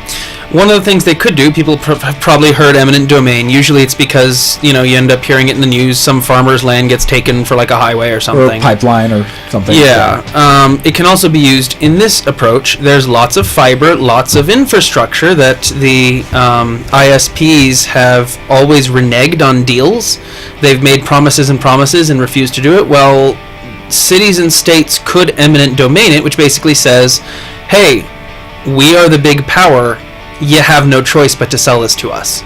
And so, it would be a bit of a fight just to get it properly valued, but if it's not in use, like a lot of them, they're not using a lot of the infrastructure that's laid. All that dark fiber. They just sit on it. It can be eminent domained, and they would be, frankly, that would be something where they would freak out. Well, if you started showing people actually doing that and taking back the fiber, companies wouldn't know what to do with themselves because they would actually see that possibly happening, that they would lose control of the structure that that infrastructure gives them the monopoly. That yes. There's areas you just can't go without. So that's, Ken, did you have something you were going to say on this part? Because as we were just talking in general about the ISP side and stuff that you've heard on your end as well, because I'm curious always how our nonsense reaches across the pond and affects you. So we have kind of a similar problem in the UK, and I kind of got to be really careful how I say this because I'm. In fact, I don't think I can actually comment because of contractual reasons. I actually don't think I can comment on this. However, let me go from a generic standpoint. The government in the UK has given money to certain companies in order to get them to build fibre across the UK. And implement a rollout system so that there's fibre, and it's supposed to be by now. Pretty much every single household in the UK should have fibre by now. Absolutely not the case. the vast majority, I believe, are still using copper cables, which do connect into fiber mainstream ones. However, it doesn't matter, right? I mean, when everything's supposed to be 100% speed, but because you can only ever connect to a maximum of like 40% or something, that means it doesn't matter if the mainstream is 100, you know, because you're only going to get as much as the end point. So the copper cabling is still the big problem here. The second big problem is that in the UK we were the first place to have a proper telephone system in the whole world, right? We were the first country to really have a proper telephone system. And so when the internet started to become a thing, instead of like many developing countries or cities such as Dubai, where they just said, all right, well, we have money, let's just put fiber everywhere, let's do it, and it's fine, it's done, and they don't have a problem anymore. Here, the government and all the companies sort of looked around and said, well, we already have copper cabling going into everything, and it's already under the ground, it's in the sky, we've got our satellites set up, everything's already in place. Why should we build a new network when we just finished building that one? And so that's why they're so reluctant to move on, because as far as they're concerned, they point at it and say, hey, it works. Even if it's not necessarily fast, it still works. Why spend billions of pounds fixing that? Even though the UK government has now actually given a lot of money to these companies to actually make it all fibre, there was no actual, as far as I'm aware, there's no contractual deal around it. It was just a sort of like big public show of, look, we gave them money, now they're going to fix it. And then they had no requirement to actually do so. And so these companies walked away with a lot of money, and there's still a lot of unhappy people in the UK. Yikes. In terms of net neutrality, unlike in the US, we're not actually protected by net neutrality laws. We don't have any. And in fact, I've been noticing more and more there are phone companies that say things such as, if you take our contract, you get 6 gigabyte downloads per month, except for, say, Spotify or Netflix or YouTube or whatever the company they have a deal with. And they'll say, you get a month free on us of that, as much as you want, unlimited streaming 4K or whatever. So you might end up using like 300 gigs of data, but it's free because of they're breaking net neutrality rules there. We have a lot of ISPs, or basically phone companies, that are doing the same thing here, where they've partnered with Netflix or YouTube and things like that because they've realized that, data is something people are wanting more and more of, and they're afraid to actually give unlimited plans. Or if they do, they say, but we're still going to throttle the crap out of you once you go over a tiny bit. But a lot of them, because they understand how much people are using their devices for entertainment, that they've kind of carved out these little areas where it's okay when you're streaming these video sources, but not all of them. So yeah, that's absolutely the case. And actually, thank you, Kuro, for bringing up that article about Fort Collins, because yes, here in Colorado it says the city of Fort Collins will build a system to deliver, quote, high-speed, next-generation broadband to the entire community, after its city council enacted a ballot initiative that voters approved in November of last year. The move comes despite resistance from cable and telecom companies. The city will build an internet service provider and provide broadband as a utility, building out its own infrastructure. They said that it's approved $150 million in bonds, but expect to pay it off within 14 years of service. The vote was unanimous, 7-0, and it came 2 months after nearly 60% of the voters embraced the broadband plan. Opponents to the new utility service spent hundreds of thousands of dollars on ad campaigns to fight it through a group called Priorities First Fort Collins. I hate groups that do this. Down, it says that the city hopes to offer 1 gigabit per second speeds for uploads and downloads. Projected prices for residential consumers is $70 per month for 1 gig and $50 for 50 megabit. So I wanted to throw that out there because, yes, you can do this. It doesn't take a whole lot. Like they showed, they had a whole city council say, yeah, we all want this. And it should pay for itself. Instead of sending your money out to some major corporation that covers most of the state, just keep it internal. It's better than tax revenue. People willingly will pay for good internet access.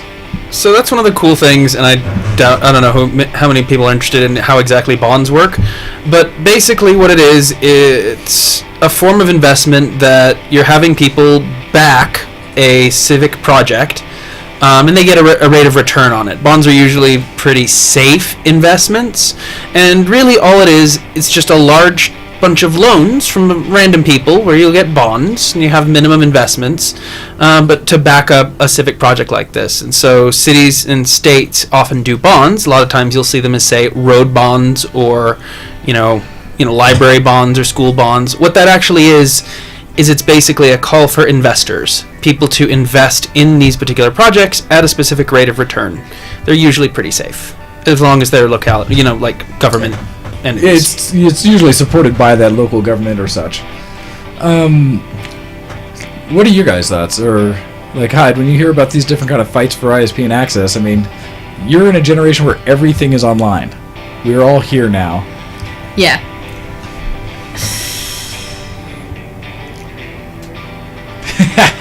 Gathering words and opinion. Yeah. That's... I'm having a hard time putting words together for it, but I'm frustrated. Which is fair. Which also, it's interesting if we could bring up, anyone's willing to pay for good internet, and then how wonderful our internet's been here lately. Yeah. And we're paying for good internet. So there's a likelihood for here on the show. We've had this week, especially, several dropouts on the internet, which it's one thing to have a little dropout, and if the network itself has issues, when it's just you, it makes you worry. And because it's business class here, it's always a little more of a really not cool. So we maybe. So what does your contract say, Wayne, in terms of for the business internet? Is it like an hour per month is allowed to be out? Like usually. I would have to go look. I don't know what their percentage uptime is before they actually get burned by something. I mean, notably, it's at 99.99% uptime if you really consider 24 hours a day kind of service. Because when it's gone down, it's been for like 10, 15 minutes here, maybe an hour there. But it's always like at the worst times in the middle of you trying to do stuff. Yeah. It's like, really? It's okay, we're not trying to, host a startup business here. Yeah, actually run podcast networks, things like that.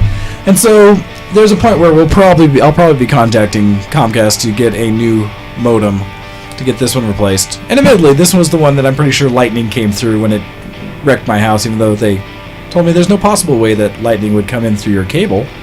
Must have been through the electrical system, even though only network attached devices got destroyed.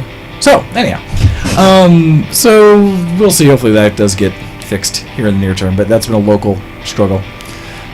Ken, irritating. I've taken up so far the majority of this time. What articles do you have that you'd like to talk about this week, now that I've given you time to log in and find things? Yeah, I've got a fair bit of time. I've got a few things here. So, let's go. It's mostly Fortnite related because I like Fortnite. God, how annoying are autoplay videos, by the way. Right, so this is a big thing that was announced this week. Fortnite is coming out for mobile. So Fortnite is this huge third-person shooter game that's a survival game as well. It's also a builder game technically, and it's also like an arena match, all kind of mushed into a single game. It's very popular. It's actually currently apparently the most popular game on Twitch right now, and has been for about a week now. It is by far the most subscribed and most watched game on Twitch. And on YouTube, it is incredibly popular. They haven't released any. I haven't seen any player number stuff being released. However, I'm aware of the rate of the development is insane. Every week when they do their server updates, they're introducing new content in the game every single week. So far, all I've been playing anyway. So That's really cool. I didn't know that. Something. Oh, they've definitely been aggressive. Yeah, it's not necessarily like huge stuff. Like I think the other week it was just a weapon, but it's often things like a new town just appears. Suddenly there's a new town on the map, and you're like, whoa, where did that come from? They're also introducing new things like jetpacks. What else? New skins and stuff like that. But every single week there's new things added in the game, and I think that's just insane. I'm so not used to that. I'm used to developers taking months or even years to add any content, So it's kind of incredible to see it on a weekly basis. Now, admittedly, they are in the sort of like pre-release beta, right? So this is the time where they still have a development team working on it. So it should be doable for any company, but it's unusual we actually see that kind of progress. And I think it's largely due to the fact that they have an astronomical number of players. It's a free-to-play game, so anybody with a PC, with a PlayStation, or an Xbox can get Fortnite. And that means that anybody can download for free and then be tempted by microtransactions, which have been proven time and time again to be the most popular way to make money now in games. It works, right? Like, as much as we all hate microtransactions, they work. As long as they're cosmetic, I do not care. Well, and I so mean, I like me some cool skins, so. yeah, no, they're addictive, and that brings up a neat part in the IRC saying that Fortnite is cool because console players and PC players can all play together. Bad news is that gamepad players get an aim assist, which totally overcompensates. So I was about to put that was actually my second article, was the fact that it's crossplay. Well, it's somewhat crossplay, so yes. I don't really care if they have auto aim, because to be honest, they're going to need it. They're going to suck otherwise. Well, there's a level of then don't be a knuckle dragger. Have an actual keyboard and mouse like the good controllers. Well, you can. Like, you can do it on PlayStation quite easily. You can have a wireless keyboard and mouse. That's not a problem. Yeah. The problem is when you try to do it on phone. Like, if you have your phone, Well, okay. mouse, you can't get an average USB. You're gonna have to Well, so I am actually. curious what the version on the phone's going to be like. If that's a full-blown Fortnite or some kind of pieces of, like, other things I've seen. So that part I'm kind of curious.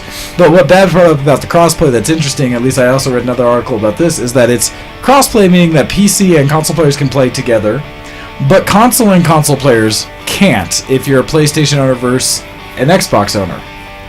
Well, because that's not surprising. they still don't do that. Yeah, they Interesting. don't get along.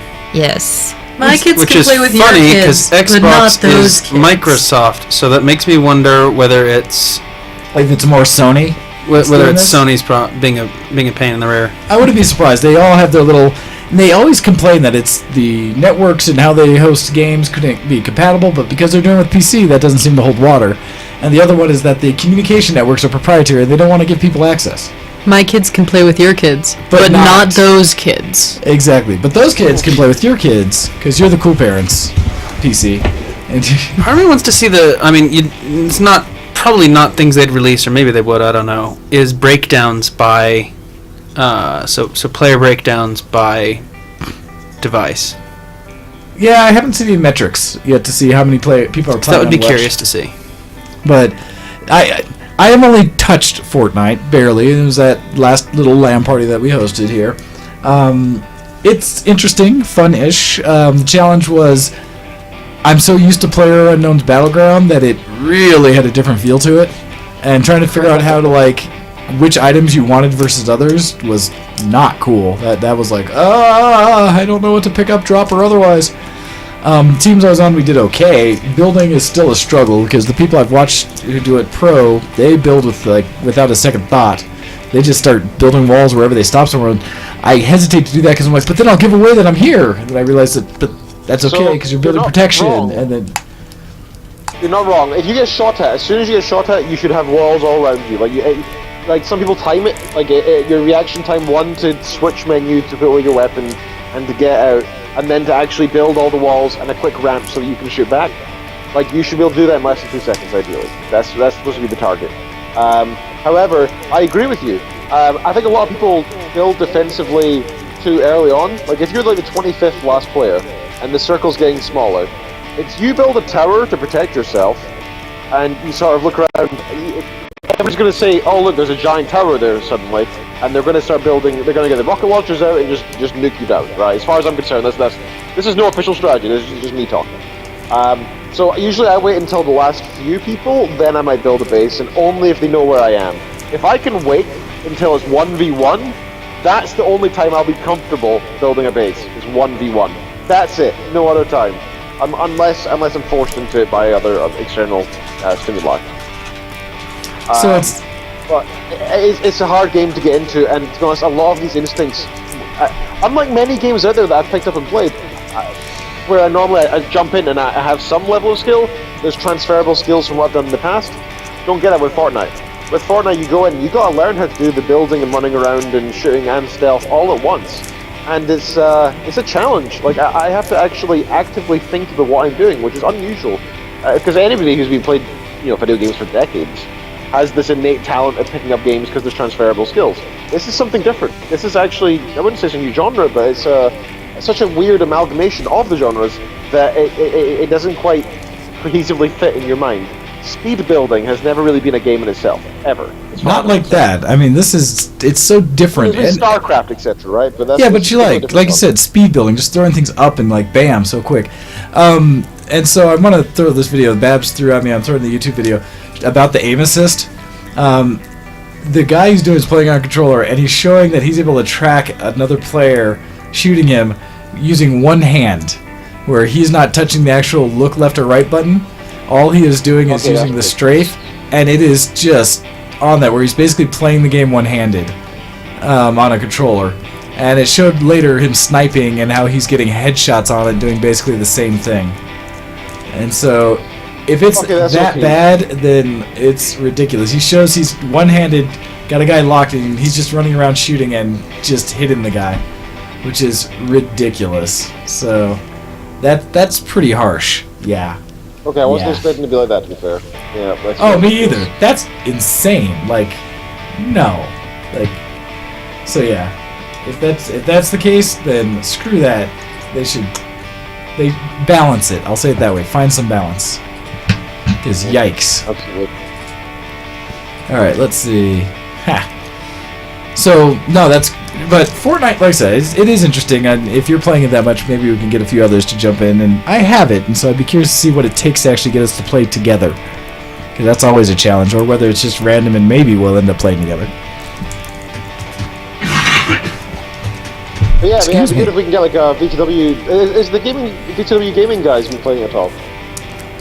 We have not as much, but there are. Like I said, I know a bunch of people who do play it. I don't have as many in my crowd because we still have a lot of people who play PlayerUnknown. Yeah. So, Okay. I've been doing Overwatch lately, so yep. So, it's kind of spread out there, and I'm hoping to get back into some Diablo 3 myself and things like that. But that's back. Me too. Do you have another article you'd like to bring up, Ken? Sure. So this is from our Facebook page, originally from Unilad Gaming, and I kind of find it funny that I might. This is actually news, and so I titled this "Sad that we live in an age where this is news." God of War, the new game, will not feature microtransactions. I'm happy That to is hear news, that. though, right? I know the fact is that news you. now. Oh God. That is That's ridiculous. It's absolutely pathetic. We need to actually consider the fact that, oh wow, look at this, it's a game that we can actually pay for, then not have to pay again and again and again. Right? You can just pay once. It's amazing. How's that for news? That's funny. Another one that's back to the Trump stuff. International Games Developers Association, the IGDA, says it will not be used as a scapegoat for real-world violence, and that's from PCGamer.com. Good. And I think it's really good that these different companies and associations are standing up against Trump and saying, no, look, you're just wrong. You're factually incorrect. And you're just taking away people's like fun hobby that they enjoy. It's harmless. Well, and wouldn't it be nice if people would note that things like this are just made up and not based on facts, and maybe change their support for people based on that? Wouldn't that be nice? That's asking way too much. Another. You know what? I'll give Trump this. I wish video games were the cause. Because, you know, I love video games and I don't want to stop playing them, but, you know, if it turned out that was the cause, and that was actually, like, statistically, scientifically proven to be the link, is the thing that makes kids go crazy. It's why they shut up schools. Great, we can solve it, and I'm all for shutting down all video games. We should just kill them all and cut them all down, and no company should exist that makes video games. Absolutely, if that's the case. It's not, right? Regardless of whether it's our hobby or not, it has nothing to do with it for me. For me, it's just a factual thing of, look, there's no link. There's just not. So why even bother fighting this fight? Like it's not. That's all it has to do with. It's just nuts. Yeah. So the IGDA put up a tweet saying, "Let's be blunt on video games and gun violence. We will not be used as a scapegoat. The facts are very clear. No study has shown a causal relationship between playing video games and gun violence. The stereotype of gamers as disaffected teenage boys is simply untrue. 41% of the 150 million plus gamers in the US are women, and more women over 35 play video games than boys under 18. Gamers come from Interesting all walks stats. of life. We're all genders, all ages. We're teachers and students, parents and children. Making video games or any form of media a scapegoat for consistently refusing to even consider the reasonable, rational firearm restrictions Americans want and deserve isn't fooling anyone. That's what the IGDA says. And I think that's a very well put together statement, actually. I think it's very well said. I would have to really agree. embodies- Yeah. And I don't want to go into the gun laws side of things, because I think that everybody has kind of their own views on it for different scenarios and what-if situations. But it's interesting to hear their point of view, though. No, I like that they're coming out and other groups are saying, like, stop it already. Yeah, absolutely. It's nice that it's not just the gamers, right? It's actually the people who are, making the games, the creative devs behind it, the associations and societies based on it. The last thing I wanted to bring up was I got another Fortnite piece, actually. This week and this week only, there's a new game type, and it's 20v20v20v20v20 mode. What? So, 5 teams of 20. Interesting. So I've played it a little bit, and it's a bit crazy. It's hectic. That sounds fun. I kind of want to check that out. Well, the cool thing is, when the game starts, everybody's in the battle bus floating above the map, right, waiting to be released, and everybody's like putting the little marker on the map as to where they think we should land. All 20 in your team? Well, yeah, since you're in a team of 20, it's this really fast vote. If you see where you just look where the vast majority of them go, then suddenly everybody else sort of says, yeah, alright, we'll go there. And most of them, and pretty much everybody lands in this one city.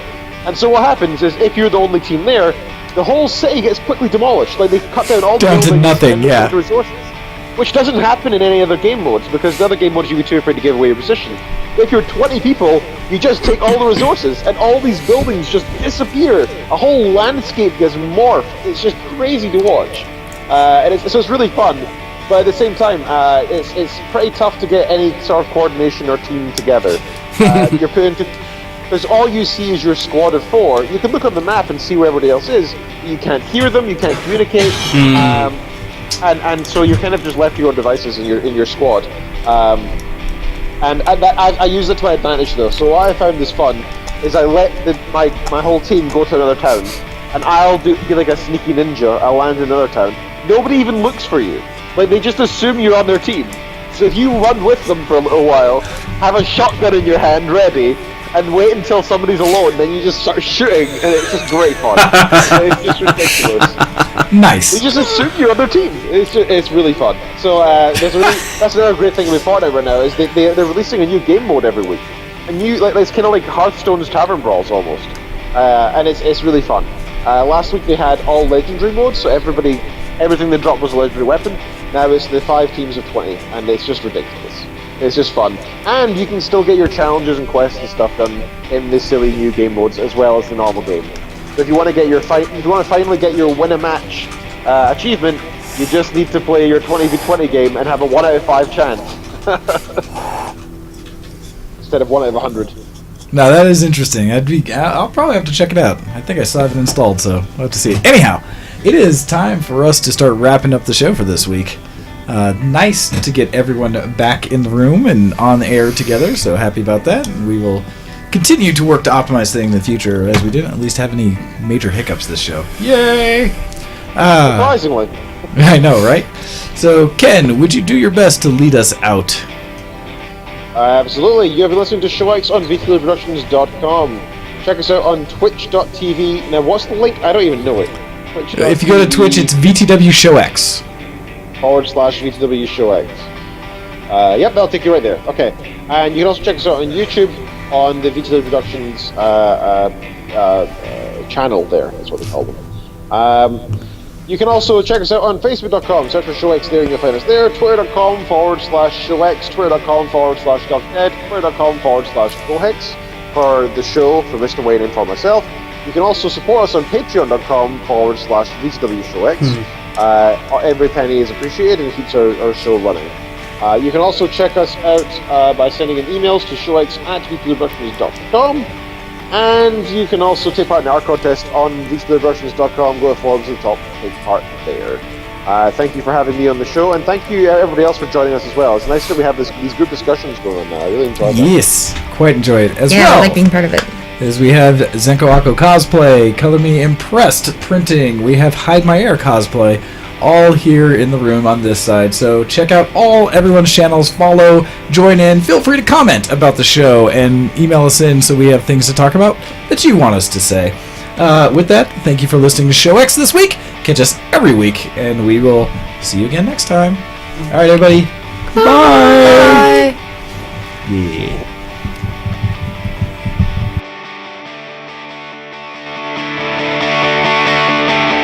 Goodbye. See you next zombie.